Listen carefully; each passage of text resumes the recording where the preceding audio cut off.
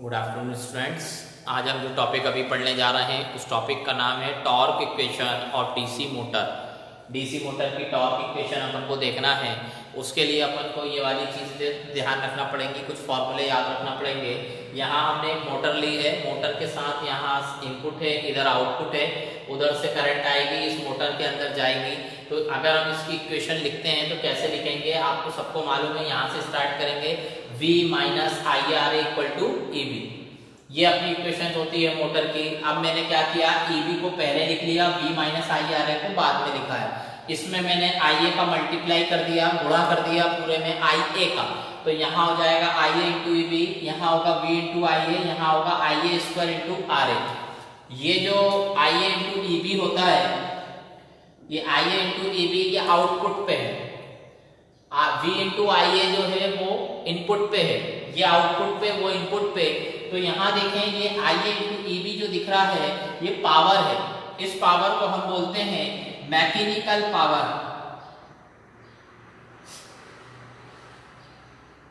Mechanical power, इसको हम बोलते हैं इलेक्ट्रिकल पावर,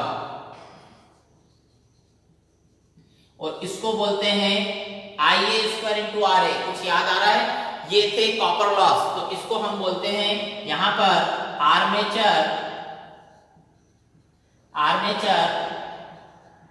कॉपर लॉस। तो ये चीज पहली वाली मैकेनिकल पावर, दूसरी वाली इलेक्ट्रिकल पावर, तीसरी वाली क्या कहलाएगी, आर्मेचर कॉपर लॉस। तो यहाँ ये IA इंटू ई बी को याद रखना, इसको हम कहते हैं mechanical power developed in armature. इस IA इंटू ई बी को कहते हैं mechanical power developed in armature. इसको बोलते हैं electrical power developed, electrical power या output input power, electrical power और इनपुट पावर। और इसको हम बोलते हैं IA square into R A को आर्मेचर कॉपर लॉस। तो अभी हमें इसकी जरूरत पड़ेगी, ये वाले पोर्शन की। IA इंटू ई बी को हम क्या बोलते हैं, mechanical power developed in armature. बनाइए जल्दी से।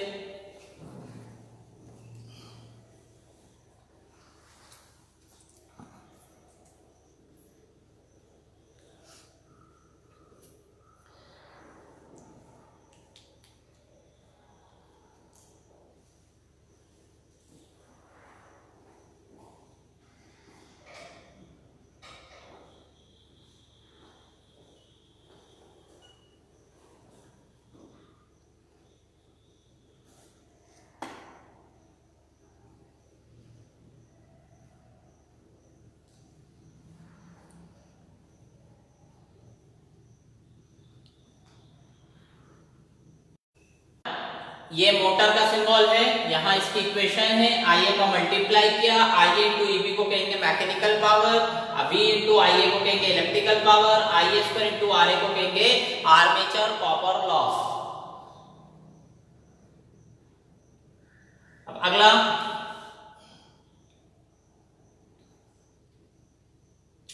टॉपिक क्या है हमारा, टॉर्क है। ध्यान रखना, टॉर्क इक्वेशन निकालना है, उसके लिए ये सब चीजें हमें निकालनी पड़ेंगी।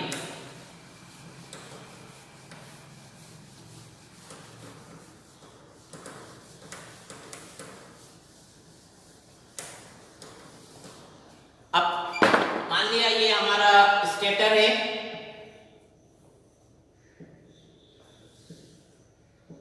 इधर है N, इधर है S, ये हमारा रोटर या आर्मेचर है, इसकी मिड पॉइंट पे ये रेडियस है R।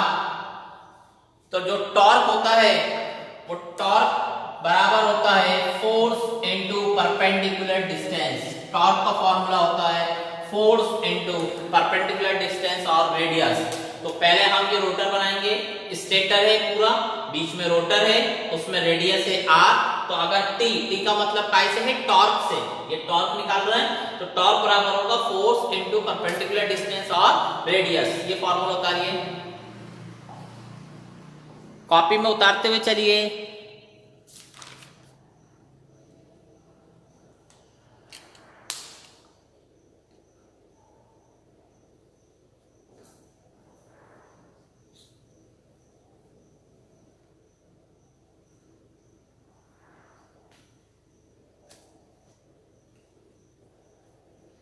टॉर्क बराबर होगा फोर्स इंटू रेडियस या फोर्स इंटू परपेंडिकुलर डिस्टेंस।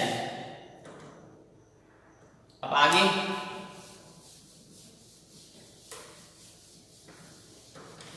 अब यहां से हमारा टॉर्क इक्वेशन स्टार्ट होगी।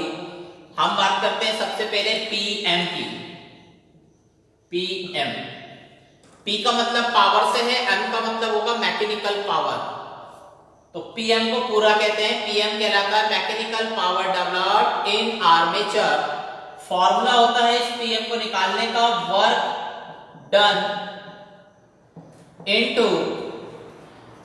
डन किया गया कार्य into number of revolution. Number of revolution के लिए हमने सिंबल क्या लिया था, वो लिया था कैपिटल एन, और आगे लिखेंगे नंबर ऑफ रिवॉल्यूशन पर सेकेंड। पहले हमने आरपीएम यूनिट बताई थी, एन की यूनिट होती है आरपीएम, रोटेशन पर मिनट। मुझे चाहिए पर सेकंड में, तो मैं एन को क्या करूंगा, डिवाइडेड बाय किससे कर दूंगा, 60 से। तो ये कहलाएगा number of revolution per second, N bye 60। अब वर्क डन बराबर क्या होता है, तो पीएम बराबर वर्क डन बराबर होता है force into displacement. Work done बराबर होता है फोर्स इनटू डिस्प्लेसमेंट। अब डिस्प्लेसमेंट किसे कहते हैं और डिस्टेंस किसे कहते हैं, वो अपन बात करते हैं। इधर देखिए सभी लोग, कोई ये सर्कल है, इस सर्कल में हमने यहां से स्टार्ट किया चलना, ऐसे पूरा गोल घूम के वापस इस जगह पर आ गए। अगर हम उसी जगह पर पहुंचे और हमने पूछा डिस्प्लेसमेंट कितना है, डिस्प्लेसमेंट तो आपका आंसर आएगा 0। और अगर हमने बोला कि उस पोजीशन पे वापस पहुंचे हैं तो टोटल डिस्टेंस कितनी कवर करी, दूरी कितनी तय करी, तो यहाँ ये देखें ये सर्कल पूरा कंप्लीट हुआ, तो उसमें हम डिस्प्लेसमेंट बात कर रहे हैं, सॉरी डिस्टेंस की बात कर रहे हैं। तो डिस्टेंस बोले में कैसे निकालते हैं, n इक्वल टू निकालेंगे 2 पाई r से। ये 2 पाई r क्या कहलाता है, 2 पाई r कहलाता है सरकमफ्रेंस और परिधि। तो यहाँ अगर हम डिस्टेंस निकालेंगे तो 2 पाई r आएगा, और अगर डिस्प्लेसमेंट की बात करेंगे तो कितना आएगा, 0। यहां तक समझ आई बात। तो वर्क डन बराबर होता है फोर्स इनटू डिस्प्लेसमेंट। लेकिन यहाँ डिस्प्लेसमेंट में अगर मैं वैल्यू देखूं तो किसकी आ रही है, 0 की। तो यहाँ मैं 0 रख दूंगा तो पूरी वैल्यू क्या होगी, 0 हो जाएगी। इसीलिए यहाँ इस जगह पर हम डिस्प्लेसमेंट की जगह डिस्टेंस रखते हैं, तो वो होगी 2 पाई r। डिस्टेंस रखेंगे यहाँ पर। वर्क डन का फॉर्मूला होता है फोर्स इनटू डिस्टेंस डिस्प्लेसमेंट, उसकी जगह मैंने 2 पाई r रखा इनटू n अपॉन 60। फिर अभी मैंने एक चीज आपको बोली थी कि जो पीएम होता है, पीएम कहलाता है mechanical power developed in armature. इसकी जगह हम लिख सकते हैं ईबी इनटू आईए। आगे चले, ये है F और ये है R। अभी बताया था F इंटू R क्या कहलाता है, वो कहलाता है T। T का मतलब torque into 2 pi into n upon 60। अब मुझे निकालना क्या है, मुझे इस T को निकालना है। मैंने टॉपिक डाला है torque equation of DC motor. Torque निकालना है, तो इतना उतारिए फिर आगे चलते हैं।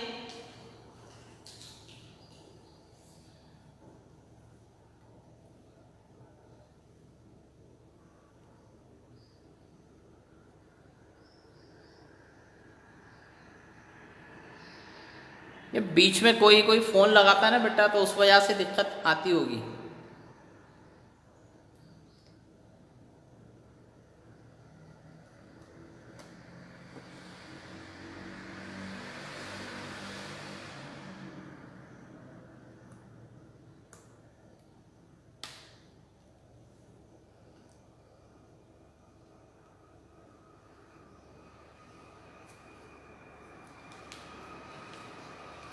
ओके आयुष,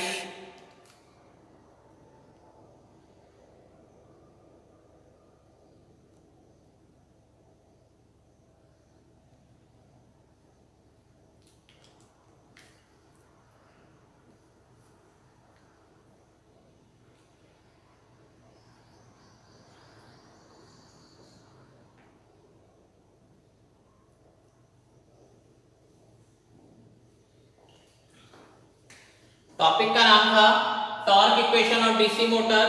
तो Pm बराबर mechanical power developed in armature बराबर work done into number of revolution per second. Work done का फार्मूला फोर्स इनटू डिस्प्लेसमेंट होता है। अगर मैं गोले में डिस्प्लेसमेंट की बात करूंगा तो जीरो आ जाएगा, तो वो जीरो यहाँ नहीं रख सकते, इसलिए हमने डिस्टेंस रखी, और डिस्टेंस कितनी होगी गोले के अंदर 2 पाई आर, तो मैंने लिखा 2 पाई आर n/60। इस Pm की जगह पर लिखेंगे Eb into Ia, F into R को लिख सकते हैं T, 2 pi as it is, n/60 as it is. इतना होने के बाद अब हम इसके आगे चलेंगे।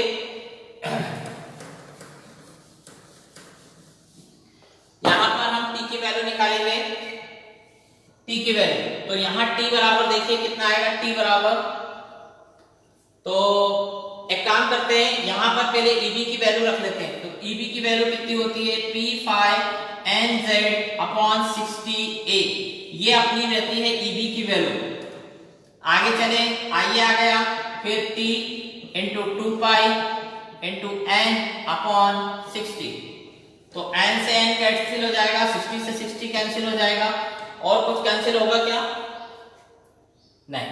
तो अब यहां पर हमें T की वैल्यू निकालना है, तो T बराबर कितना मिलेगा, यहां से बचा P5ZIA/2 पाई A, ये है टॉर्क इक्वेशन।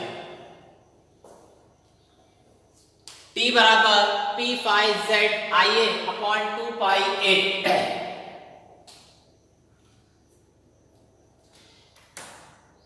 क्या किया, Eb की जगह P5NZ/60A रखा, ये EMF इक्वेशन होती है मोटर के लिए, Ia एज इट इज, बाकी सब वैल्यूज रख के हमने n से n कैंसिल कर दिया, 60 से 60 कैंसिल कर दिया, तो जो वैल्यू आई वो आई ये, लिख लीजिए जल्दी से इसको।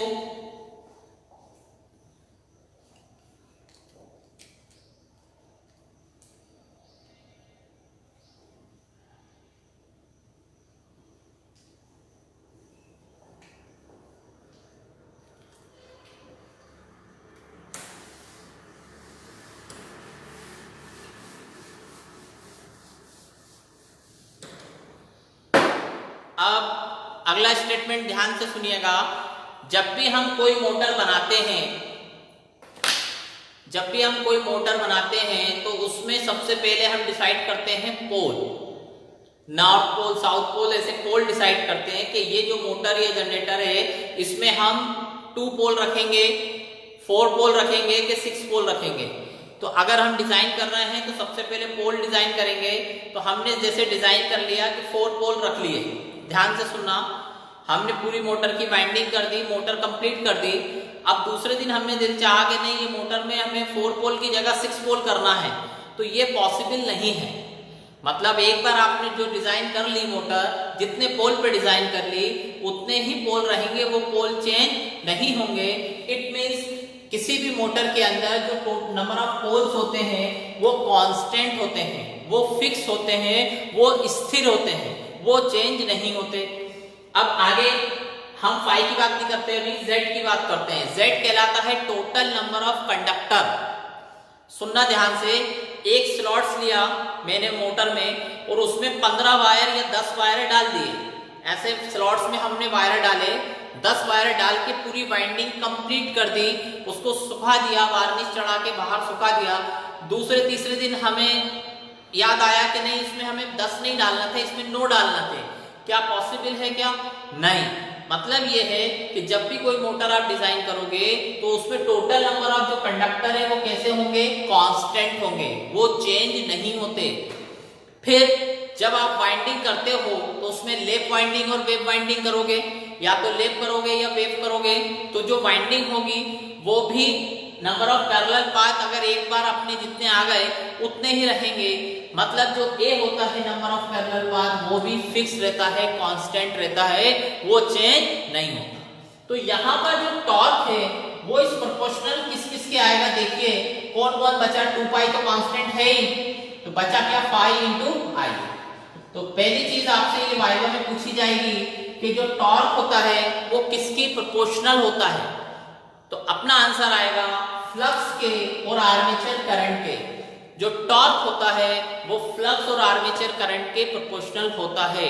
आपसे टॉर्क इक्वेशन पूछी जा रही है, टॉर्क इक्वेशन ये आती है, किसके प्रोपोर्शनल है, तो वो फाई इंटू आई ए के प्रोपोर्शनल है। फाई क्या है, फ्लक्स, आई ए क्या है, आर्मेचर करंट, तो टॉर्क किसके प्रोपोर्शनल होगा, फाई इंटू आई। क्लियर है? तो पहली इक्वेशन जो ये दो याद रखना है। अब आता है DC shunt generator, DC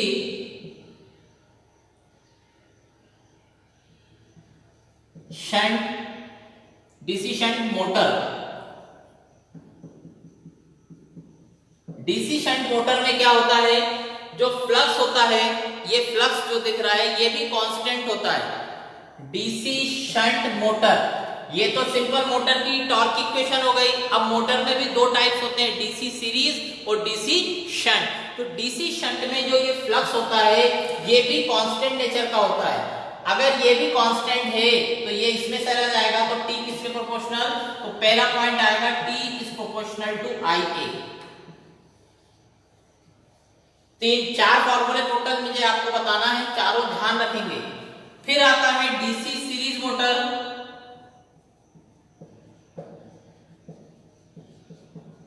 DC series motor दूसरा। तो डीसी सीरीज मोटर में क्या होता है, ये जो फ्लक्स होता है ये आई ए के प्रोपोर्शनल होता है। It means phi is proportional to I A, मतलब आप फाई ए की जगह आई ए लिख दो और आई ए की जगह फाई ए लिख दो। तो इक्वेशन अपनी ये है। तो यहां देखें जो फाई दिख रहा है इसकी जगह मैं कितना लिखूंगा, देखिए यहां पर T is proportional to I A into I A. तो I A into I A क्या कहलाएगा, आई ए स्क्वायर। तो टॉर्क इज प्रोपोर्शनल टू होता है आई ए स्क्वायर के। तो दूसरा पॉइंट आपको ये याद रखना है कि डीसी सीरीज मोटर में टॉर्क किसके प्रोपोर्शनल होता है, आई ए स्क्वायर के, और शंट में किसके प्रोपोर्शनल होता है, T is proportional to I ए। और नॉर्मल जो डीसी मोटर की टॉर्क इक्वेशन किसकी प्रोपोर्शनल होती है, फाई इंटू आई ए, और इक्वेशन कितनी होती है, P phi Z I A upon 2 pi A. तो ये डेरिवेशन आपको एग्जाम में पूछा जाता है, ये पॉइंट्स आपसे पूछे जाएंगे कि सीरीज मोटर में किसके प्रोपोर्शनल होता है, शंट मोटर में किसके प्रोपोर्शनल होता है, डीसी मोटर में किसके प्रोपोर्शनल होता है, सिंपल डीसी मोटर तो ये इसके प्रोपोर्शनल होगा। और अगर इक्वेशन पूछी जाए तो ये होगी। इसमें सब में नाम मालूम है, P क्या कहलाता है, total number of pole, phi क्या कहलाता है, फ्लक्स, Z क्या कहलाता है, total number of conductor, IA क्या कहलाता है, आर्मेचर करंट, और A क्या कहलाता है, नंबर ऑफ पैरेलल पाथ। यहाँ पर फाई IA सब मालूम है, ये शंट के लिए और ये सीरीज के लिए। यहाँ देखें लास्ट वाला torque is proportional to IA होता है, IA का स्क्वायर। इसका मतलब यहाँ जो करंट का स्क्वायर है, इसीलिए डीसी सीरीज मोटर को हम ट्रैक्शन में यूज करते हैं। ट्रैक्शन मतलब रेलवे में जो इंजन यूज किया जाता है, जो मोटर यूज की जाती है, वो डीसी मोटर यूज की जाती है। क्यों यूज करते हैं, क्योंकि उसका स्टार्टिंग टॉर्क जो होता है ना बहुत हाई होता है, क्योंकि यहाँ करंट का क्या है, स्क्वायर है, torque is proportional to IA square. तो स्टार्टिंग टॉर्क बहुत अच्छा रहता है, अच्छा स्मूथ चलती है ये मोटर, और स्टार्टिंग टॉर्क हाई होने की वजह से इसको ट्रैक्शन में यूज करते हैं, रेल के इंजन में इसका यूज किया जाता है। शंट मोटर का जो है वो कांस्टेंट स्पीड के लिए यूज करते हैं। तो ये पूरा डेरिवेशन है torque equation of DC motor. Important, इसके नोट्स मैं आपको प्रोवाइड करूंगा, तो पहले इतना बना लें।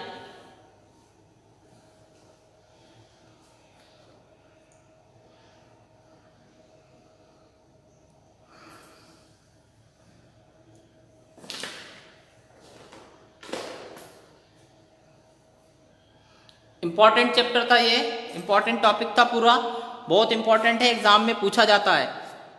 Torque equation of DC motor syllabus में भी मेंशन है, सिलेबस भी मेंशन है।